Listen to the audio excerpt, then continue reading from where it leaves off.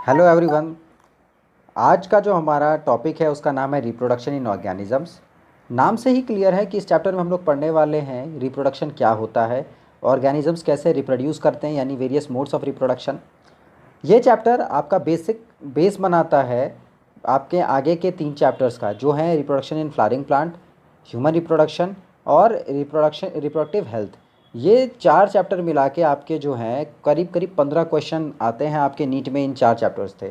तो आपका ये चैप्टर कितना इंपॉर्टेंट है आप इसी से समझ सकते हो कि 15 क्वेश्चन जो हैं इस चैप्टर से ही निकल रहे हैं, एक तरह से कह सकते हो आप। बेसिक यही है, इसको अगर आपने समझ लिया तो आगे के चैप्टर्स भी आप समझ जाओगे। तो पहला चैप्टर जो आपका रिप्रोडक्शन इन ऑर्गेनिज्म है, इसमें सबसे पहला जो वर्ड आता है आपके नीट के लिए इंपॉर्टेंट, वो आता है लाइफ स्पैन। तो लाइफ स्पैन क्या होता है, इससे सिंपल कुछ नहीं हो सकता। सबको पता है कि लाइफ स्पैन क्या है। The period from birth to natural death is known as life span. इससे सिंपल डेफिनेशन हो सकती है बायो, मुझे नहीं लगता इससे सिंपल कोई डेफिनेशन आपको मिली होगी। The period from birth to natural death is known as life span. सबको बात समझ में आ रही है। इसमें एक वर्ड इंपॉर्टेंट है, आपको एग्जाम में ये वर्ड हमेशा ट्रेस करना है, नेचुरल वर्ड। ऑप्शंस जो आपके एग्जाम में आएंगे ना, उसमें ये नेचुरल वर्ड कई बार वो ओमिट कर देता है, इसीलिए आपको नेचुरल पे ध्यान देना है। वो देंगे, जैसे मान लो लाइफ स्पैन पूछा उसने कि व्हाट इज लाइफ स्पैन, पहला ऑप्शन दे देंगे the period from birth to death. आपने मार दिया ऑप्शन ए। बाद में आप जब रूम पे आए, जब आपने क्वेश्चन मिलाया, तो आपने दिखा रहे यार डी ऑप्शन जो था वहाँ लिखा हुआ था the period from birth to natural death, है ना। तो फ्री में आपके -1 चले गए। बात समझ में आ रही है सबको। इसीलिए नीट में हमेशा आदत डालो कि ऑप्शंस को ढंग से पढ़ना है। तो लाइफ स्पैन क्या होता है, the period from birth to natural death. कोई दिक्कत नहीं, यहाँ तक सबको समझ में आ रहा होगा मुझे लगता है। The period from birth to natural death is known as life span. चलो बहुत सही बात है। अब क्या है कि लाइफ स्पैन किस पे डिपेंड करता है, कोई भी ऑर्गेनिज्म कितने दिनों तक जिएगा ये किस पे डिपेंड करता है। तो आपके एमसीक्यूज पॉइंट ऑफ व्यू से मैं बता दूं कि वो किसी चीज़ पे डिपेंड नहीं करता, आप ऐसे याद रखो इसको। बात समझ में आ रही है। एमसीक्यूज पॉइंट ऑफ व्यू से मैं आपको बता दूं कि वो किसी भी चीज़ पे डिपेंड नहीं करता है। सर ये क्या बात हो गई, किसी चीज़ पे कैसे नहीं डिपेंड करेगा, किसी पे तो डिपेंड करेगा, करता है। जेनेटिक फैक्टर्स हैं उसके, लेकिन आप बाहर से देख के नहीं कह सकते कि इसका लाइफ स्पैन कितना होगा। अब ये जो मैंने बोला है इसको मैं सही कैसे ठहराऊंगा, तो आगे की कुछ एग्जांपल्स आप जब देखोगे तब आपको समझ में आएगा। जैसे 2 ऑर्गेनिज्म है, मान लो एक होता है पैरट, दूसरा होता है क्रो। ये दोनों का शेप, साइज़ ऑलमोस्ट एक जैसा ही है, लेकिन इनका लाइफ स्पैन में बहुत ज़्यादा वेरिएशन है, बहुत ज़्यादा डिफरेंस है। बात समझ में आ रही है। दोनों का शेप एक जैसा है लेकिन वेरिएशन बहुत ज़्यादा है, साइज़ एक जैसा है लेकिन वेरिएशन बहुत ज़्यादा है। तो कहने का मतलब ये है कि लाइफ स्पैन किसी के शेप या किसी के साइज़ पे डिपेंड नहीं करता। देखो यही लाइन आपकी बुक में लिखी हुई है और यही लाइन उठा के नीट वाले डाल देंगे कि life span of organisms are not necessarily correlate with the sizes. बात समझ में आ रही है कि लाइफ स्पैन साइज से कोरिलेट करे ये ज़रूरी नहीं है। और इसका एग्जाम्पल भी उन्होंने वही दे रखा जो मैंने आपको बताया क्रो और पैरट वाला, कि क्रो और पैरट जो है वो बहुत डिफरेंट नहीं लगते साइज़ में, लेकिन उनका लाइफ स्पैन में बहुत वेरिएशन है। उसी तरह से एक मैंगो का ट्री और एक पीपल का ट्री, दोनों में बहुत ज़्यादा वेरिएशन नहीं है साइज़ में, शेप में, लेकिन दोनों का लाइफ स्पैन बहुत वेरी करता है। बात समझ में आ गई। तो कहने का मतलब ये है कि लाइफ स्पैन किसी चीज़ पे डिपेंड नहीं करता, ना शेप पे ना साइज़ पे। ठीक है, मैं और थोड़ा डिटेल में इसको समझाऊंगा, अभी बस आप सुनते रहो ध्यान से। इस पूरे में अभी तक हमने पढ़ा लाइफ स्पैन क्या होता है और लाइफ स्पैन किसी चीज़ पे डिपेंड नहीं करता है। 2 चीज़ें हमने पढ़ी। तीसरी चीज़, एक लाइन जो आपके नीट में आया हुआ क्वेश्चन है कि नो इंडिविजुअल्स इज इमॉर्टल। सबको मरना है, मुझे भी मरना है, जो व्यूअर्स मेरे देख रहे हैं उनको भी मरना है। No individual is immortal except, कोई इमॉर्टल नहीं है एक्सेप्ट में आपको याद रखना है कि सिंगल सेल ऑर्गेनिजम्स। बस अभी आप इतना ही याद रखो, मैं आगे आपको समझा दूंगा। आपको बिल्कुल टेंशन नहीं लेना है कि सर समझ में नहीं आया, ऐसा कैसे हो गया। मैं आगे आपको बताऊंगा कि क्यों सिंगल सेल ऑर्गेनिजम्स को हम लोग इमॉर्टल बोलते हैं। अभी के लिए बस इतना याद रखो कि no individual is immortal except single cell organism. ये लाइन बहुत ज़्यादा ज़रूरी है, नीट में ये भी आपके आया हुआ क्वेश्चन है कि no individual is immortal except single cell organism. बात समझ में आ गई सबको।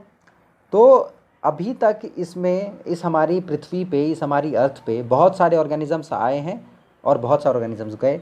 फॉर एग्जांपल मैंने एक ईयर में बर्थ लिया और कभी ना कभी मुझे मरना है, किसी न किसी टाइम मैं मरूंगा, लेकिन मेरे बाद भी इस अर्थ पे ह्यूमन स्पीशीज़ रहेगी या नहीं रहेगी? बिल्कुल रहेगी।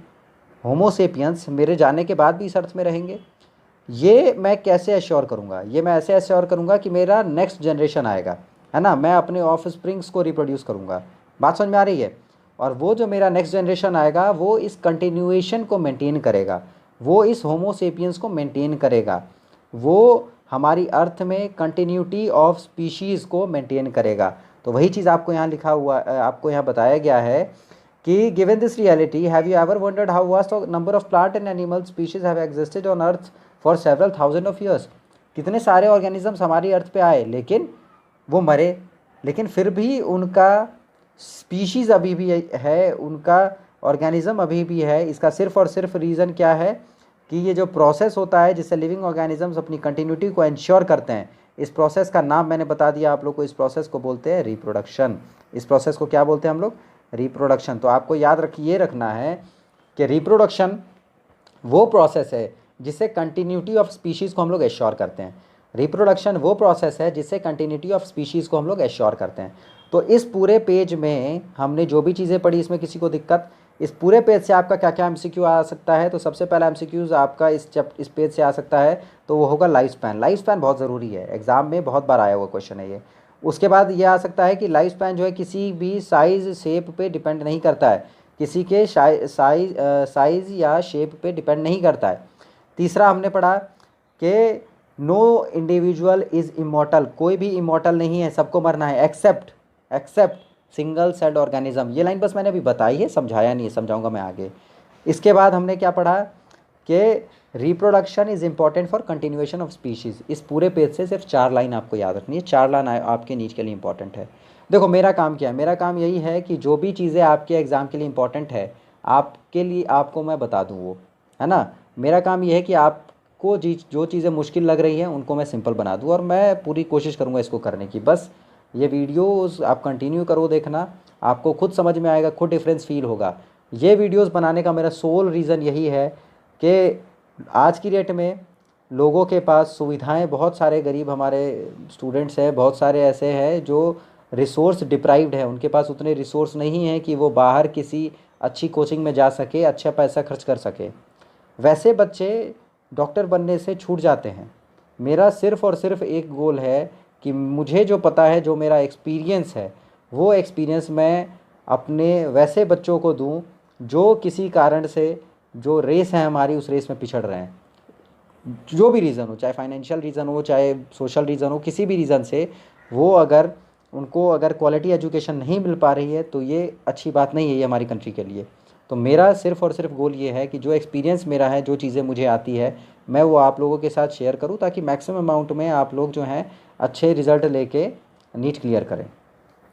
तो हमने पढ़ लिया क्या क्या? हमने पढ़ लिया था लाइफ स्पैन। देखो जो जो मैं बीच बीच में रिवाइज़ करता हूँ वो चीज़ें इंपॉर्टेंट है, जो मैं बता रहा हूँ वो इंपॉर्टेंट है। नेक्स्ट जो हमारा टॉपिक आता है वो है रिप्रोडक्शन। रिप्रोडक्शन की जो अब डेफिनेशन थी वो सुन लो, बहुत सिंपल है कि reproduction is defined as a biological process. देखो इससे सिंपल कोई बात हो सकती है? केमिस्ट्री में अपन पढ़ते हैं तो बोलते हैं this is a chemical phenomena या केमिकल प्रोसेस बोलते हैं ना हम लोग। बायो में अपन पढ़ रहे हैं तो बोलेंगे भाई it is a biological process. ठीक है, बायोलॉजिकल प्रोसेस तो, लेकिन इसमें होता क्या है? इसमें होता ये है कि एक organism give rise to their young one. जो ऑर्गेनिजम्स होते हैं, जो ऑर्गेनिज्म होते हैं वो अपने यंग वन को प्रोड्यूस करते हैं। आ रही बात समझ में? इंपॉर्टेंट बात ये कि उनके जो यंग वन होते हैं ना, वो उन्हीं की तरह होते हैं, दिखने में सिमिलर होते हैं। आइडेंटिकल नहीं बोल रहा हूँ मैं, सिमिलर बोल रहा हूँ। उन्हीं की तरह होते हैं, एग्जैक्ट कॉपी नहीं होते हैं, सिमिलर टू देमसेल्फ। तो सिंपल है कि रिप्रोडक्शन का मतलब क्या हुआ? It is a biological process in which an organism give rise to young one similar to itself. ये इंपॉर्टेंट बात है, सिमिलर होता है, एग्जैक्ट आइडेंटिकल नहीं होता है। ठीक है, तो ये सिंपल है, हमारा एक साइकिल है, पहले हम बर्थ लेंगे, ठीक है, फिर हम ग्रो करेंगे और फिर हमारी डेथ हो जाएगी। ये सिंपल प्रोसेस है। रिप्रोडक्शन से मैंने आपको बताया कि ये continuation of species, generation of after generation, इसको इंश्योर करता है। तो आपको ये चीज़ें याद रखनी है। तो रिप्रोडक्शन की डेफिनेशन सबको याद रहेगी, बहुत सिंपल है ना। चलो अब आगे हम लोग बढ़ते हैं कि हमारा जो ये बायोलॉजिकल वर्ल्ड है ना, इसमें बहुत ज़्यादा वैरायटी है, बहुत सारा तरीके से ऑर्गेनिजम्स रिप्रोड्यूस करता है, मल्टीप्लाई करता है। लेकिन आपने अपनी 10th क्लास में भी पढ़ रखा होगा, मुझे लगता है आपने पहले भी ये पढ़ रखा होगा कि ये जो रिप्रोडक्शन है इसको हम लोग 2 हेडिंग्स पर डिवाइड करते हैं। कितने हेडिंग्स पर डिवाइड करते हैं जल्दी बताओ? रिप्रोडक्शन को अपन कितने हेडिंग में डिवाइड करते हैं? तो 2 हेडिंग में। बहुत सिंपल है, आपको पहले से भी पता होगा। एक होता है एसेक्सुअल एक होता है एसेक्सुअल, दूसरा होता है सेक्सुअल। एक एक होता है एसेक्सुअल, दूसरा होता है सेक्सुअल। अच्छा, क्या हुआ सेक्सुअल और क्या हुआ एसेक्सुअल, तो इसको बहुत सिंपली अपन याद कैसे रखेंगे। एसेक्सुअल में ए मतलब एक, ए मतलब ऐसे मैंने याद रखा है इसको। एसेक्सुअल, ए पहला अल्फ़ाबेट है, तो एसेक्सुअल में एक पेरेंट पार्टिसिपेट करेगा। एसेक्सुअल में एक पेरेंट पार्टिसिपेट करेगा। और सेक्सुअल रिप्रोडक्शन में कितने पेरेंट पार्टिसिपेट करेंगे, तो दो। बात समझ में आ रही है, फिर से बता रहा हूँ मैं। ए सेक्सुअल रिप्रोडक्शन में एक पेरेंट पार्टिसिपेट करेगा। इसको कैसे याद रखना है, ए फर्स्ट अल्फ़ाबेट है, तो ए मतलब एक पेरेंट। और सेक्सुअल रिप्रोडक्शन में कितने पेरेंट पार्टिसिपेट करेंगे, तो दो। ये तो याद रखने वाली बात हो गई। लेकिन अब एग्जैक्ट डेफिनेशन क्या है, तो the offspring produced by a single parent with or without the formation of gamete, with or without involvement of the gamete formation is known as asexual reproduction. कहने की मतलब, कहने की बात क्या है कि एक सिंगल पेरेंट से अगर कोई भी ऑर्गेनिज्म बना, उसे अपन बोलेंगे एसेक्सुअल रिप्रोडक्शन। इसमें हो सकता है कि गैमेट फॉर्मेशन इन्वॉल्व हो सकता है गैमेट फॉर्मेशन इन्वॉल्व ना हुआ हो। वीडियोस देखते रहो, आसानी से सब समझ में आ जाएगा। आगे ये चीज़ें जो मैं बता रहा हूँ ना, आगे आपको ऐसे ही याद रहेंगी ये। दूसरा सेक्सुअल रिप्रोडक्शन। सेक्सुअल रिप्रोडक्शन में मैंने बोला कि भाई दो याद रखना है, कि when two parent of opposite sex participate in the reproductive process and involve fusion of male and female gamete is known as sexual reproduction. बस सुनना है, एग्जैक्ट याद अभी नहीं रखना है, क्योंकि मेरा काम है वो याद रखवाना। अरे बात समझ में, मेरा काम है वो याद रखवाना। लेकिन एमसीक्यूज़ के लिए आपको बस यही याद रखना है, एसेक्सुअल मतलब सिंगल पेरेंट, सेक्सुअल मतलब दो पेरेंट और अपोजिट सेक्स के। और ये जो एग्जैक्ट डेफिनेशन ये मैं आगे आपको समझा दूंगा। आगे आपको ऐसा ही याद रहेगा कि आपको ये डेफिनेशन पढ़ने की भी ज़रूरत नहीं रहेगी, खुद ब खुद आपको याद हो जाएगा। तो अभी के लिए आपको इतना ही समझना है। आज जो हमने अभी जो पढ़ा, इस वीडियो में जो हमने पढ़ा लाइफ स्पैन। लाइफ स्पैन क्या होता है, लाइफ स्पैन किसी चीज़ पे डिपेंड नहीं करता है, साइज शेप वगैरह किसी चीज़ पे डिपेंड नहीं करता है। लाइफ स्पैन बहुत वेरी करता है ना।